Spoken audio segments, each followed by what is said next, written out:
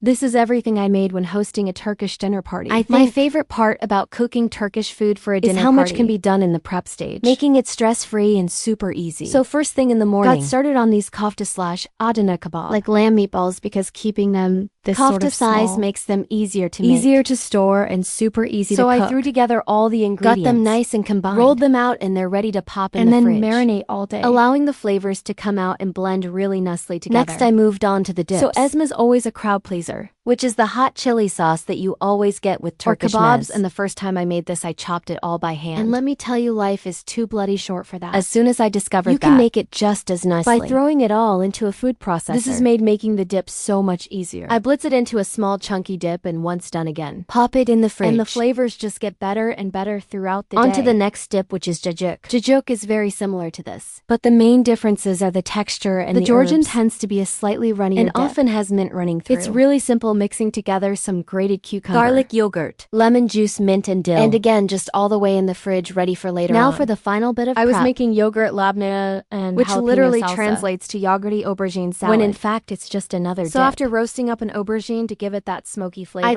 I guess it threw into the blender again with some garlic, yogurt, salt, and blitzed it into a slightly chunky and dip. that was basically Then all it was the on prep to the done. evening where I whipped up a quick Turkish And the salad. secret to a really good Turkish is to salad squeeze your onions and tomatoes together with a bit of salt, and it mixes the delicious juices and just together. really brings out that flavor. Finish it off with heaps of parsley, some sumac, some pomegranate molasses, olive oil, and lemon, and you end up with a delicious tangy salad. And of number course, Turkish dinner party is complete without Turkish So I got rice. this on to cook alongside browning off my lamb and kofta. once both of these are ready, it was time to serve. So I plated up my kofta on a bed of that smoky aubergine dip, with some of that delicious leftover tasted oil, up all the dips that I prepared added earlier, some pickled peppers and olives, and that was everything that I made for a Turkish feast. Absolutely delicious, always play to go round. And again, I love the fact that you can make most of this in the prep. And if you're wanting to recreate any of the dishes mentioned, And I've written out all the full recipes in the caption off your Thompson.